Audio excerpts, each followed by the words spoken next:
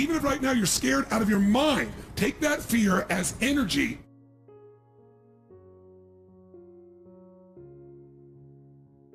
And also, though, today we're going to continue to do this morning, just briefly.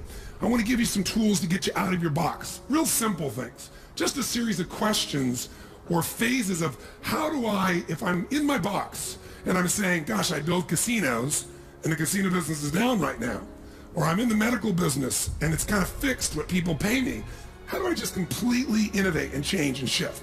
So this morning, what I want to talk to you about briefly is this concept of creating strategic innovation. Innovation, everybody thinks about. Yeah, we got to innovate our product, we got to innovate our service.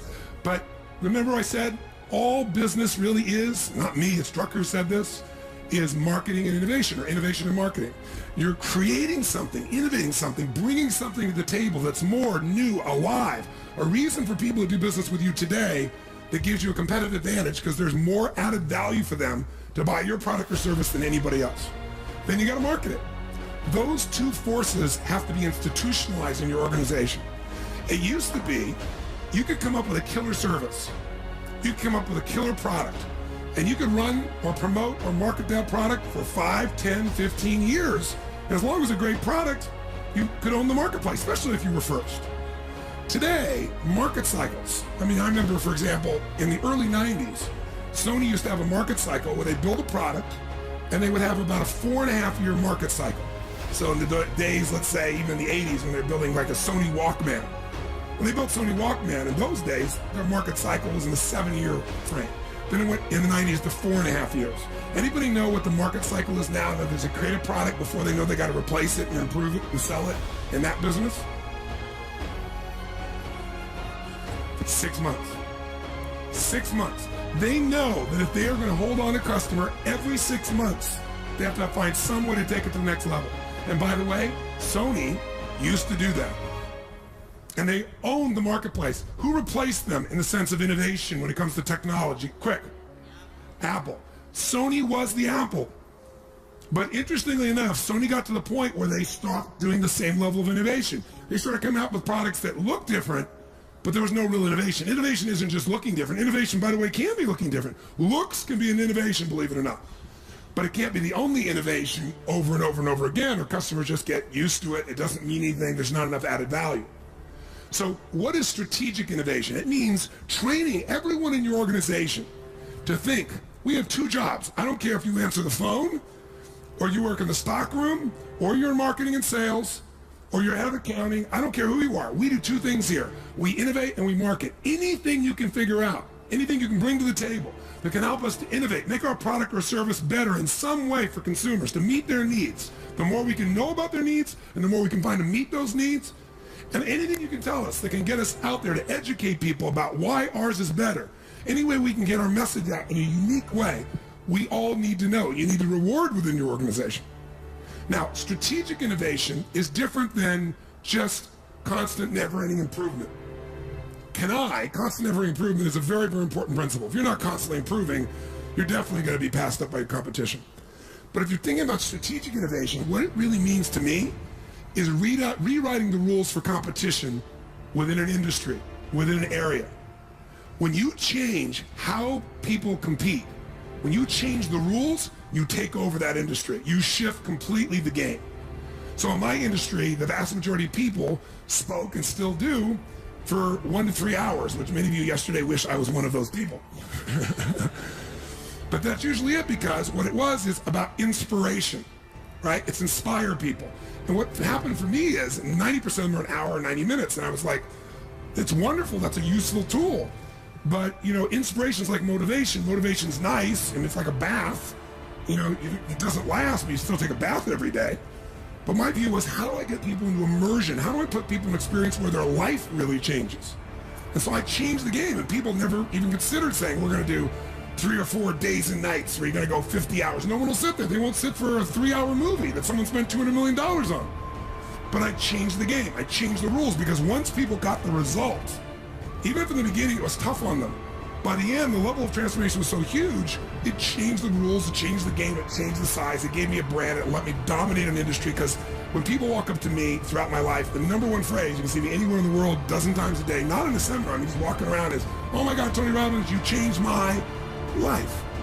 It's like, I always say, you changed it, thanks for the credit. I'm glad I helped.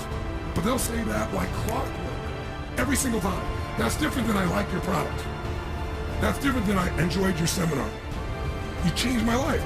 That changes the rules for competition. That created a different way of competing. Now, I didn't do it to compete. I did it because my passion was I love people, and I don't want them just to be inspired for the moment. I want to make sure they really have the tools, the skills, the ability to shift that creates a lasting change in their life. And I wouldn't settle for anything less. So you don't have to do it to compete. You strategically innovate because you're obsessed with meeting the needs of your clients. That's the difference. Now, who's done this? Well, Sony did it in a really simple way. Sony didn't come and say, let's do some research and let's figure out what product people need next. Because when they came out with a Sony Walkman, the entire focus of the music business was on making things what? Bigger or smaller? No, when they came out with Sony Walkman, the entire industry is about making things bigger, bigger speakers, bigger woofers, bigger everything. Nobody was asking for smaller. Bigger equaled better, bigger equaled more money, bigger equals more status. So what these people did is they innovated strategically. That's the ability to reinvent the basis of competition within an existing industry or invent an entirely new industry. That's what Sony did. Morita said, wouldn't it be wonderful if you could have the same quality of music that when you're sitting here in your chair with these giant speakers when you're walking around? He did not get that from a focus group. He did not get that by someone telling him. He just tried to figure out, what do people need that they don't even know they need? That's a different game. That's when you start to reinvent things. Otherwise, you're just an extension of everything else. What do they really need they don't even know they need? He really walked around, he talked to people, and they talked about how much they love music and so forth, and he just thought, gosh, people are traveling more and more, people are mobile more and more. I'm going to come up with this idea. And so now, we think of the Walkman, it's like this ancient dinosaur, right? This giant thing in your hand, compared to this little tiny, the newest iPod they've got that, it's like the size of your fingertip. But the point of the matter is he reinvented, he created the industry. Now, Sony eventually lost out to Apple for a lot of reasons, and most of them are strategic innovation that Apple did and Sony stopped doing. It's that simple. So they're a perfect example of that process. So think of it this way. If you and I are going to really be effective, the secret is don't just improve, change the rules of the game. Change the rules of the game. You do that, the game changes overnight, and I'll give you an example most of you probably make use of. Starbucks. Did Starbucks change the rules of what a coffee shop was, yes or no? A little or completely? What was a coffee shop before Starbucks? It was a place that you got coffee and what else? What else? Yeah, you got bacon and eggs and sausage and, you nick pancakes. That was a coffee shop. True? And people got their coffee.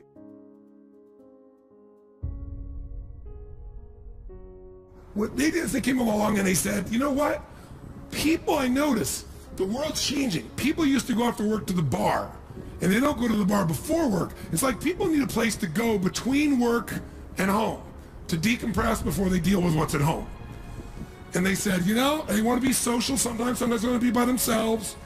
And then this man didn't even create this, right? How did Howard find or come up with Starbucks? He went overseas, he was in Italy, and he saw these little coffee shops, these little bistros, and he was like, wow, I think that could work. All he did was model it and come bring it here. But he changed the game of competition. He wasn't competing with Denny's. He wasn't competing with these normal coffee shops.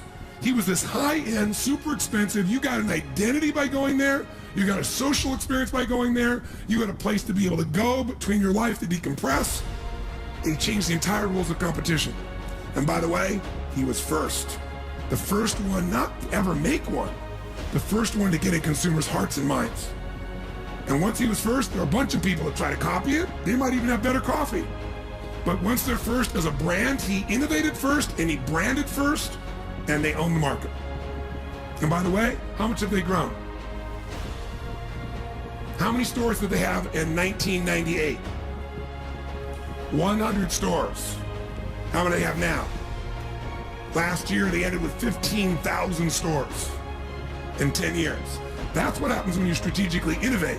He could never have made a coffee and like made his product better and then sold and grown like that. The reason he grew like that is he created a whole new category that he was the leader in. That's what you have to be able to look at. That's what I mean when I talk about strategic innovation. Nike, we gave the example of yesterday. Also, think about what Nike really did along the way. First, he sold, somebody else's shoes, meaning Phil Knight. Then he lost the contract, which looked like the worst thing in his life. I'm losing my product. But what did it make him do? It made creating a product of his own a total what? A should or a must. Come on, guys, a should or a must. By the way, that's what the value is of the marketplace right now for many of you. Your worst nightmare is, if you find a way to use it, the demand to strategically innovate. And if you do that, it could be the greatest day of your life.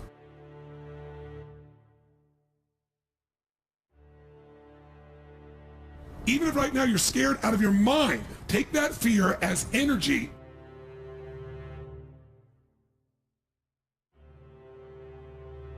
And there's not a big difference between fear and excitement. Same kind of drive. One just has a sick feeling to it, the other has a little excitement attached to it. Right? But if you get that thing and just go, the meaning here is this is the gift, and I got to figure out how I'm going to use this gift. This is demanding a change. So what does he do? He innovates. He comes up with a product like nobody's ever done before, and it creates him on this explosive growth. Now, as he goes into that explosive growth, other people start to copy what he's doing, and now he needs to innovate again. And he doesn't really come up with much innovation for a little while until suddenly his innovation is the way he marketed it. He changed the game. He no longer sold shoes. He made Nike, first of all, a sports company. He was the first one to sell $50 shoes, but he was able to do that because he was also selling you clothing. It was an integrated look and feel. And that evolved into selling we're a lifestyle. Just what? Right? And all of a sudden this lifestyle, and the lifestyle had all these members of the community. Michael Jordan, right? Tiger Woods now. And he started building that. And gradually they built from a sports company that sponsored events and everything else to now they're a community. How many of you use Nike Plus? How many of you run and use Nike Plus? I'm curious. Nike Plus, if you've not seen it, you go online, you type in, you get this little device in your shoe, and now when you go running, you can hear your music. It tells you how far you've been running. You can have Lance Armstrong going, hey, nice job, you broke your record. That's what happens at the end, total reinforcement. You plug it into your computer and boom, it tracks everything, and you can compete with other people or you can track yourself. You want to play 3-on-3 basketball? They have a whole community. You go on anywhere in the world, click on, you'll find people that want to go play with you that day. What they're now doing is they're in your life every day. They're no longer a product, they're no longer a service, they're a community that you're a part of. That reinvents the way they compete. So guess what? Nike doesn't have to spend these ads. They got millions of people to log on every single day because it's a part of the ritual of their life. That's reinventing the rules of competition. Try that now and come out with a little company called Scooby-Doo Shoes and see how well you do. Now, maybe you do well by finding a niche, but you're not going to take over Nike, right? They constantly found a way to strategically innovate, not just make something a bit better. That's the difference what I'm talking about.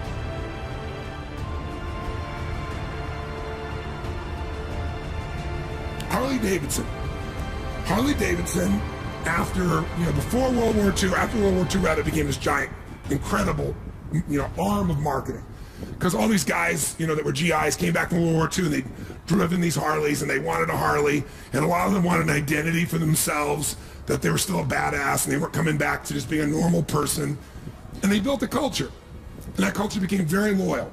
And that culture was promoted in movies, and it was an identity, right? All right, Born to be Wild, this crazy, outrageous person who's totally independent, owns himself, as tough as nails, totally masculine. Now, they went through this tremendous growth period, and then all of a sudden, in the 80s, the Japanese started building much better bikes. Lighter, faster, cheaper, stronger, and Harley started to just drop through the absolute floor. Harley was on the verge of bankruptcy after being around since the earliest days of motorcycles. And what turned them around? Strategic innovation. Somebody came in, the new management team, leadership team, the CEO gets a lot of credit, but it was really a team. And they said, you know what? If we're going to innovate, we got to say, what business are we really in? That's another way you can find how to innovate. You keep thinking you know what business you're in. You think you're the person that builds casinos. That's only one way of looking at your business. There's a much broader version of what business you're in. And I started looking around and saying, who are our customers really? What do our customers really buy from us? Are they buying a motorcycle? No. They're buying an icon. They're buying an identity. They're buying legacy. I mean, these are not just bikes, these are legends. And gradually they began to realize what we really sell at this stage, we've been around so long, we're really selling a heritage. We're selling a legacy, we're selling a lifestyle, we're selling a way to live. We're really selling nostalgia, a mindset, because baby boomers, they found, guess who buys the most number of motorcycles? What age today do you think? 38 to 50. It's somebody about to have or in the middle of their midlife crisis who says, I'm still a badass even though I'm old. And they begin to realize that's where 80% of these motorcycles are sold. So I said, here's what we're going to do. We're going to sell this identity not only to these people. If we want to expand the market between 38 to 50-year-olds, we're selling nostalgia. Some people aren't going to ride a bike, but they want the identity. And guess how they grew their business like crazy and expanded all their marketing? Started selling all the clothing like crazy. The market became create an identity. So I can remember, I never rode a motorcycle. Growing up, one of my cousins, was on a motorcycle. We had no money, so I couldn't afford one. But also, he actually crushed his leg and had stunted growth, one leg shorter and longer than the other. So I never went on a motorcycle. So I learned to fly helicopters later on in life and things like that. That was my idea of really kick-ass flying. And then I meet Sage, and she says, do you ride a motorcycle? And I go, no. And she goes, oh. I'm like, I fly helicopters. Come here, Rip the doors off. We're going to do helicopter surfing. It was screaming down on the water just as the curl's coming and pull up as the wave goes underneath it. But of course, she got motion sickness and threw up, so that didn't work real well. So I decided, I got this woman, I'm in love with her. She likes motorcycles, and her dad always had Harleys. So I reluctantly go to the Harley store thinking, what the hell am I going to do? Because I didn't have those iconic images in my mind of trying to be a badass with leather and all these good things. So I get on this motorcycle, and it's like, wow, it's like flying. I mean, this is really cool. It's a lot like flying. It's an incredible feel. So I don't have a license. I drive a motorcycle for 20 minutes. And the guy, I said, if I want to see the best motorcycles all at once, because I always want, the very best, how would I do it? He said, well, you'd go on this incredible rally. They do this rally in South Dakota, North Dakota, what's it called? Sturgis. And he said, it's happening this weekend. So I go, this weekend? They go, yeah, they're going to be like, 400,000 bikes there. So I said, can you get me a ticket? He goes, you don't need a ticket. You just drive in. I said, but I don't have a motorcycle and I don't have a license. He goes, that's a problem. I said, listen, can you arrange for someone who can rent me a bike? He goes, well, if you don't have a license, I go, come on, man, let's make a deal. So sure enough, he arranges. So I fly in my private jet so I can get on a Harley. So I can feel cool, right? So I fly to Sturgis and bring Sage. I've only driven one of these things for 20 minutes. I've never had anybody on the back of it. I have no license. But I'm going to Sturgis, baby. And I got my leather jacket. And my chaps. The full thing, ready to rock. So I get there, the guy gives me this thing. I'm trying to figure out how to orient it. I'm going, come on, hon, get on the back. And she's looking at me like, can you really do this? And then we did this drive, unbelievable drive, and went down Mount Rushmore, and it was just incredible. And then we got there that night, and they said there were going to be all these bikes. And we got there, and there were probably 15,000 bikes, which sounds like a lot, but that's not 400,000. And by the way, Sturgis is this little tiny town. I think, well, there's a lot of bikes, but it's not terribly exciting. You get there at evening, and the only place that's the nicest place in town is the Best Western. So I took in the Best Western, which is probably normally $99 a night, and it's $600 a night that week. And so I wake up the next morning, and there's 500,000 bikes on the road. They all arrived that morning. You can't move, and I'm out of my mind. And I bought everything you can imagine, And it was the first time in my life people were going up to me with a camera going, excuse me, sir. And I'm like, sure, I'll take it. Like, no, can we take a picture of your lady? It's a different world. But what Harley did, they got 500,000 people now that are showing up for these things. I mean, they transformed their business. The business exploded because they innovated. They said, we're not in the motorcycle business, right? We're in the business of nostalgia. So that's the reinvention that I'm really talking about. And you can do this at a small level. And I can't remember the name of the company, quite honestly. It's not a big name. You wouldn't recognize him anyway. But I met a guy in New Jersey. He kept telling me about how much his wife loved shopping at this place. But what blew me away is I was at his house, and a car showed up to pick her up from the store. And what happens is, They don't compete on price. They know everything about their customers. And they don't even just send this stuff to your house. They send a limo to pick people up and bring them shopping. I mean, they have no problem with price competition. They're not worried about, recession, depression. Not at all. Because they just reinvented the entire way of competing. If you look over here at the Wynn Hotel, see, Steve Wynn, interestingly enough, kept building these hotels, and he sold them all to the MGM, and then he went and built the Wynn. And the Wynn was supposed to be the highest end, which he did. $2.3 billion was the first one. The Encore's $2.7 billion. And he changed the entire way of competing. He decided what kind of services, what he was going to do, and he wanted to own the high end. And you know what I found out? I went on this trip with him, and I found out something interesting. He began to realize that all the money, 80% of the money, is made in baccarat. And there are 50,000 players in the world that will make 80% of his profit. All those other things you do are minor, tiny compared to the sales that they make from 50,000 big whales that they take care of. And he wanted to have the richest, most exclusive, most extraordinary place on earth for them to go be able to do this. And by the way, baccarat has the best ratio, best advantage. The house has the advantage, but it's tiny. It's the smallest. So as a gambler, you get the best opportunity, but that's if you play once. If I have the advantage even by 0.1%, and you keep playing, the longer you play, the odds are on my side. See, so he innovated. He went, you know what, we're going to build the most incredible place. Even when everything else is down, we'll get those giant whales to come here because we're the place to be. Reinvented the way of competing. He didn't have to build volcanoes and things like that. Built something really cool, really magnificent, but really made for a different market. He said, not only who is my customer, who do I want my customer to be? That's a question you need to be able to answer if you're going to really be effective. Because many of you are looking at your current customers, and your current customer's not buying as much, and you're going, oh my God, what do I do? Well, maybe I need to get them to buy more, maybe I need to get more customers, or maybe I need to get a different kind of customer. This is when we start to strategically innovate as opposed to just improve what we have right now to make something happen.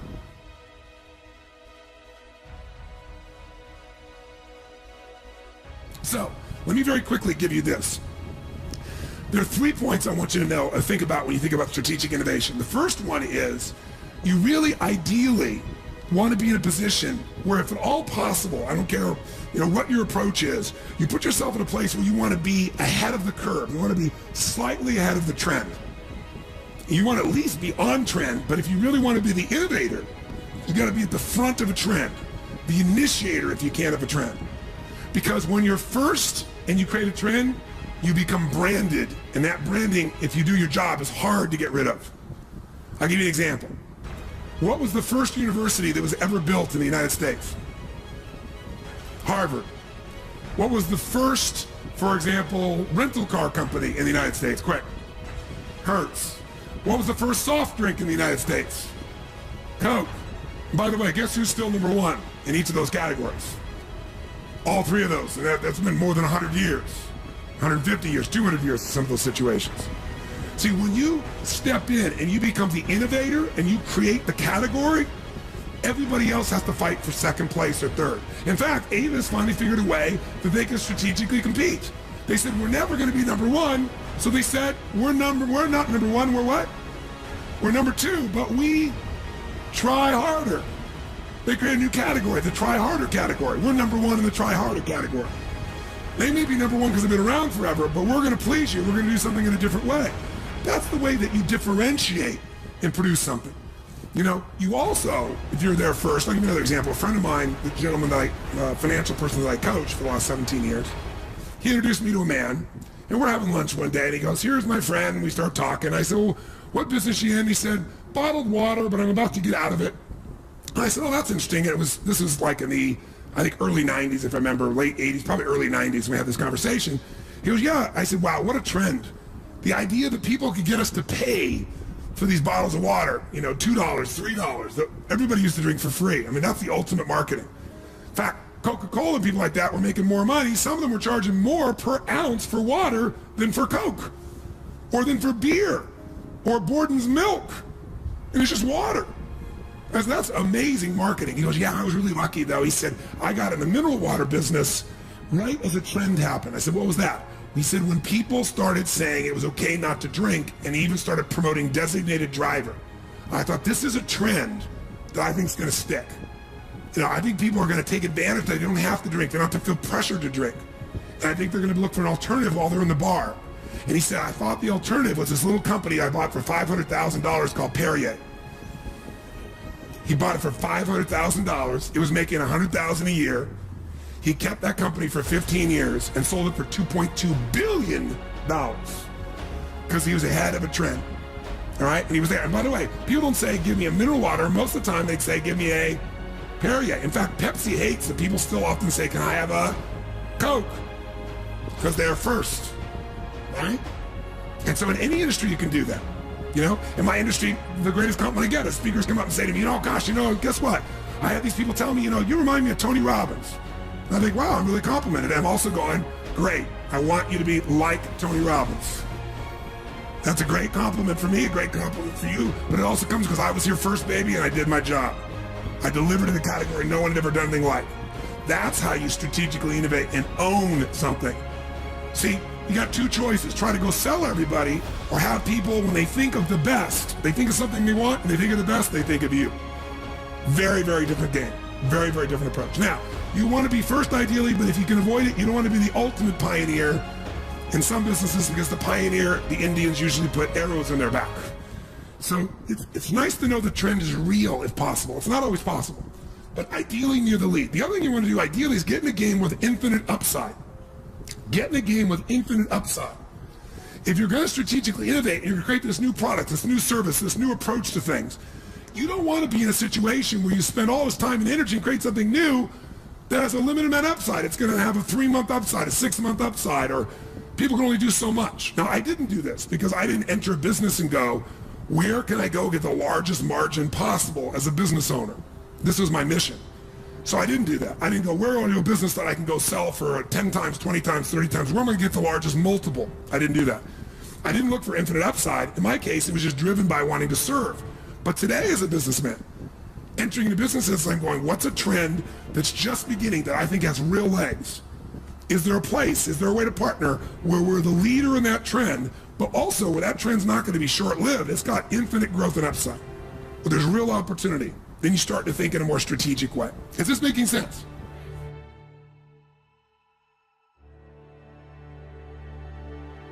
Okay? So now, you might say, okay, Tony, this is all cool, but how do I do it? Here's what, I'm going to make this so damn easy. 5 little areas that if you go into these areas, you will automatically get the ideas for strategic innovation. In other words, if innovation needs to be a part of your life, and you're saying, okay, Tony, I want to innovate, how do I do it?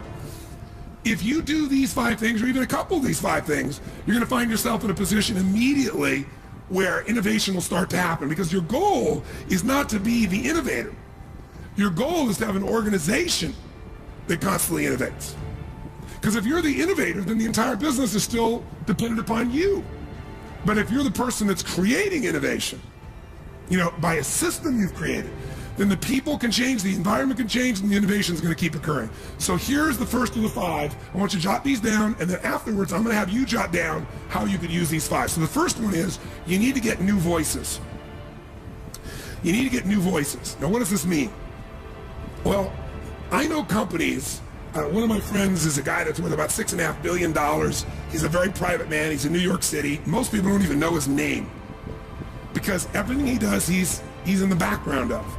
I have enormous respect for him because he gives away about $100 million a year anonymously each year to organizations that he thinks makes the largest difference in the quality of human beings' lives. Like last year he did one for a mentoring organization. He's just a wonderful guy. Totally private man. How does this guy, who's very quiet, he frankly, when you're in a room, you don't know he's there. At the end of the meeting, when everybody's talked, he might say something. He says it real quietly. People kind of lean in like E.F. Hutton, in the old days to listen. But he has this incredible ability to take companies to another level. And the reason is, he just told me, he said, Tony, one of the first things I do, take over an organization, is I figure out what that organization is, what the trends are, and then I go find somebody else, a group of leaders to bring there. Not to run it, but because I know they're going to bring a completely different voice to the organization. And one example I'll give you that I know about, that he told me about from a friend of his, is remember when IBM grew like crazy? They managed to give away the most valuable thing in their entire life, the software to the IBM PC, to Windows. I mean, think about it. here's a man, runs Microsoft, this little company, this young boy who's creative and gutsy. He leaves college, Bill Gates, and he calls the guys who have the Altair computer and says, you got this computer and you have no software. I've written software for it. Which, by the way, he hadn't written one line of code, and he didn't even have access to an Altair computer. He just believed he could, and he sold them. And they got together and started writing code, and he figured out how to do it. He got the thing going. And then what was his big breakthrough? Did he write MS-DOS? No. How did he get MS-DOS? Someone tell me. MS-DOS, which is the basis of making all his money. Before he copied Apple's Windows, it was MS-DOS. He bought it. How much? Anybody know? $50,000 he bought MS-DOS. Then went to IBM and licensed with IBM to have it be the exclusive software for all their computers, and then for when everybody knocked off IBM PCs, clones, became the basis of that. Just think about that, because most of you think of him, you think of this incredible coding genius, which he is, but he made all his money basically just by finding a way to reinvent the rules for competition. He let IBM sell everybody razors, and he sold the razor blades. And so IBM didn't make much money. In fact, IBM at one point, you remember, they were in deep, deep, deep trouble. And they brought in a series of new CEOs to turn things around. And they brought in what, I don't know how to pronounce his name, it's Gestetner, the gentleman who came in, who was like the major turnaround guy. What's his name? Gertner, thank you. And Gertner comes in, and sure enough, when Gertner came in, the first thing Gertner did, was brilliant, is he realized that for IBM to change, somebody interviewed him in an article, and this is where I saw it, and they said, will IBM be able to turn things around? Will they be able to come back? Will they be able to become a force in computers or computer services or any of that nature? And he said, I had the same question when I came on board. And he said, here's how I addressed it. I asked the question of our executive team, our leadership team, our management team, our marketing team. I said this, how many people do we have under the age of 40 who are based on the West Coast and Northern California on our core teams? That was the only question he asked. And he went, none. He said, and the answer is, we will fail. He said, because 85% of the innovation that's happening in the world is coming from the location called Silicon Valley in Northern California, and it's by people under the age of 40. What we have to do right now, if we're going to transform this company and innovate, is we need new voices. We need people who have a completely different voice. They have a completely different life experience. They will naturally cause us to what? Innovate. But we can't do this if we're like going to visit them once in a while. Proximity is power. Whenever you're around something day in and day out, it's going to have an impact on you. And you need to go get new voices. So my friend that I told you about from New York, what he's constantly doing is each year, even in companies he owns, he deliberately brings in some new key executives constantly, if for no other reason, but make sure he gets new voices. New voices will cause innovation to occur. It'll happen very, very rapidly for you.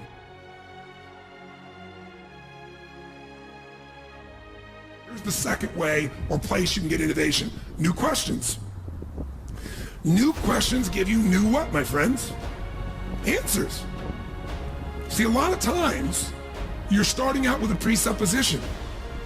Like last night when the gentleman raised his hand again and, came over to me initially and said, well, how do I do this when it's impossible? How do I do this when no one is buying right now casinos, not building casinos? How do I? Presuppositions. His question guaranteed he couldn't come up with an answer. The quality of your question creates the quality of your answer. So I'll give you one example that's real fast, and then you can think of some of your own ideas here. New questions would be Bill Gates. I was talking with some people that knew Bill Gates, and I was trying to dig underneath, and some of you have been to my programs. Who's been to Date with Destiny? Anybody here been to Date with Destiny? Wow, quite a few. So you've been to Date with Destiny, all of us as human beings are controlled by what we focus on. Whatever you focus on, you're going to feel it, even if it's not true. So if you focus on the world's ending, you imagine the whole world's going to come to an end, we're never going to ever be in happy times again. You see it, you imagine it, you focus on it, you're going to feel it. But what controls our focus more than anything else is questions. Because if somebody asks you a question, even if you don't want to answer it, if you keep asking that person, just to understand what you're saying, they have to imagine it, they have to go in their head, they have to change what they focus on. Well, human beings tend to have what I call a primary question. One question you ask more often than anything else on earth. And you ask it subconsciously all the time. And people who went through Date with Destiny discover it. And it's why some people, for example, might go out in life and they make all these great changes and it never lasts. Because the primary question they have is, why do I always screw things up? And it's an unconscious question. Why can't I succeed or sustain success? Or how do I make everybody happy all the time? Ain't gonna happen. But see, they're constantly asking a question that's unanswerable or moves them in a negative location. You change that question and you change what they focus on, their whole life changes. So if they change the question to, how can I appreciate even more all the gifts God's giving me right now? And that becomes a primary question. They walk around in gratitude all the time subconsciously. So questions control the way we think. Whenever you see someone successful and they come up with a new answer, it's because they asked a new question. What question did Bill Gates ask that was different than other people building software? He did not ask the question of himself and his team, how can we build better software? Here's the question he asked. The exact question he asked is repeated again and again by people on his core partnership and team. He said, how can I become the intelligence that runs all computers worldwide? How can I become the intelligence that runs all computers worldwide? And when he asked that, he realized all computers have one thing in common, and that is if we're going to have computers being able to communicate to each other, we're going to have common software. The hardware may be different, it's the software, and that's why he got that. By the way, that question is also why he was late to the internet. Because the internet's not about controlling computers. It's a different question with a different answer about networking. So you got to ask yourself, what are some new questions? Because new questions, by the way, will start new conversations. And if you do it with new people, with new voices, innovation's going to go crazy. And it's going to be institutionalized. Third question, or third new thing for you is new perspectives. New perspectives only happen if you get yourself in a new environment. There's a company called Nokia, many of you know. Who's got a Nokia phone in this room? I'm curious. Now look at this group of hands. Nokia was dominating the marketplace prior to the iPhone, complete domination of the marketplace for many, many years. Nokia was not a dominant source. Where is Nokia based? Who knows? Yeah, it's in a very, very cold, dark place in Scandinavia on the edge of the Adriatic Sea, and they were trying to figure out what customers wanted by working with engineers who were working there in Finland. And guess what? They weren't doing so well. But somebody in the group got smart and said, you know what? We keep making more and more technical phones, and we keep innovating the technology like they used to do with VCRs when all of us were kids. And they made so much innovation, you didn't use any of it. So he said, you know what we got to do? If we're going to really innovate, we got to know what our customers want. But the customers we want, who do we want our customers to be? We want our customers to be leading edge people. We want the kind of people that influence other people, because people today don't just want a phone, they want an identity. They want to feel different. So they sent their engineers, these guys that are not marketing guys, because they knew they kept telling them change this, but they couldn't do it. They sent them to 3 places in the world: King's Cross, Australia, the east of London, and Venice, California. And they said, go live there for 6 months, interact with as many human beings and customers as you can, and then come back and we're going to redesign our phones. And you know what they all did? They all came back and they found the most important changes they could possibly make to the phone. And guess what it was? Color. Same thing that they did with Apple originally. They came out with the first ones with a red phone and a purple phone, and then a way in which you could print out off of your computer a cover for your phone. And then they came up with ringtones. So you could have a special, unique identity. That's what the engineers end up coming with, because they were given a new perspective. Again, proximity to the customer in a radically different environment automatically created new answers for them or new innovations for them. And then fourthly, new passions. New passions, listen, when you're passionate, don't you tend to innovate by your own nature? Because you're doing something you love, you're doing something you're excited about. And probably the best example of passion driving a company is Virgin with Richard Branson. Most of what Richard has created in his companies was something that he experienced, a product, service that he experienced and disliked immensely, and said, this is what I want. And he was totally passionate about it. From where you get to stay when you go at the, to the airport and you're transitioning, he said, I want a place where I can play pool. I want a place where there's a swimming pool. I want to be able to have, massage. I want some great drinks. And so he reinvented it. I want to have a bar on the plane. I mean, that's what he did. Everything he's done, all the innovation that has set him apart, has been because he's thought about something that he's so passionate about that if he had it, it would have lighted him up like a Christmas tree. And he felt that he's a representative of a generation. He really is, and he's done incredibly well. And finally, the last one I jotted down for you is new experiments. If you're going to innovate, many of you don't innovate because you go, damn, what if it doesn't work, right? I mean, I only got so much time, only got so much energy. We can only invest so much money. We start to work on this, and right now we got a great business right here. I don't want to mess with my core business. You don't have to. Keep your core business where you're rebuilding, these casinos. But then create for yourself a couple skunkworks projects, a couple experiments. Almost all the innovation that happens at Apple, what happened? The Mac came from a skunkworks group. A group of people, they said, you know what? We're building the Lisa. All our money's going into the Lisa, the computer they're building at that time. But we're going to take this small group of people, and they're going to go work and see if they can reinvent something from scratch on their own. If it doesn't work, we don't care. We're going to try it. At Google, many of you know, people have about 20 to 25% of their time designed for skunkworks to work on some project they think is worthwhile. Google Maps came out of that.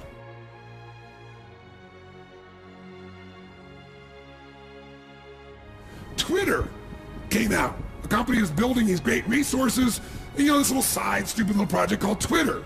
And now it's growing at what, 8,000%. They've already been offered, I think, $300 million or $350 million, right? Facebook wants to buy them. And they're at the beginning of the beginning of the beginning, what's happening with Twitter. Total innovation. You can use these same resources. Twitter's an interesting example. I thought to myself, someone was telling me, what, you got to do this Twitter thing. And I'm like, Twitter? I mean, get a life. When I want to type what I'm doing when I'm doing it, I said, first of all, my wife would kill me because we have a private life. Because I said, oh yeah, here we are in Sun Valley, and all of a sudden people start showing up, right? I said, but second of all, it's like, who wants to read what I'm doing or what other people are doing? I have no interest whatsoever. So my buddy goes, I use it differently. So I said, what do you do? He goes, I use it to get answers.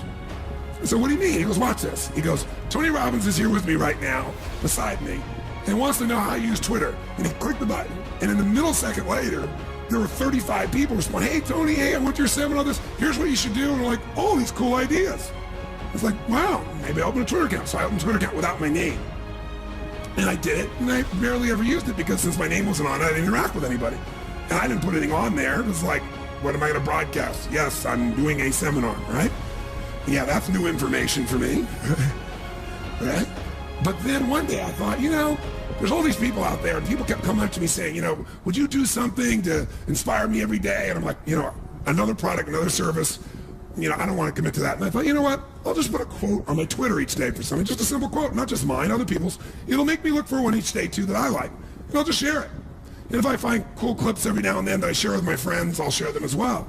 And I did that 10 weeks ago, and this morning we have 300,000 people. And there's 8 million people on Twitter, and we're number 35. And it's like, wow, this blows my mind. It's just a fun, cool little tool. So it wasn't much of a strategic innovation for me. Somebody else created the innovation, but sometimes you can use the innovation for your core business as well. And I use it again to look at, okay, here's this little experiment I'm doing. Gosh, if this continues, maybe it won't, but if this continues, I have 1 million people that I could send a message to 3 months from now, 4 months from now, at the current growth rate, if it stays there. If it takes longer, but I like the idea. God, it's something I really am passionate about. I want to send a message to people, 1 million people like that. That's a great tool. And there's a business application here somewhere for it. Most people haven't figured it out yet. I'm sure Twitter will find theirs. It'll be advertising or something, but it'll be a great tool for keeping people informed. And what's great is I actually read them all, but I have to respond to them all. It's like email, oh my God, another 300 messages. Twitter is like, oh, it's fun. Read it. People put clicks in. I go see what they're doing. It's a very cool thing. So again, you want to look at this and say, I don't have to change my business. Maybe there's some experiments I want to do in my business. And then here's some questions, 9 questions for you to consider. And here's what they are. I'll read them out for you real quick. What business are we really in? That's a question you got to keep asking yourself. Why are we really successful? Many of you think you're successful for one reason, but you're successful for something completely different. It's worth taking the time with your team to ask this question. Who is our customer really? Or who does our customer really need to be in the next 5 years? If you're going to start a business today from scratch and maximize impact, leverage, and profitability, what would you do? Some of you may be starting a business within your business to compete in this new world. What distribution channels are we not maximizing or using? What technology are we not using or maximizing? That's why I mentioned Twitter to you. What identity do you want people to associate to your business? Who do they become by doing business with you? And if you were going to create another industry from scratch, if you were going to create an industry within your industry or somewhere else, what would it be?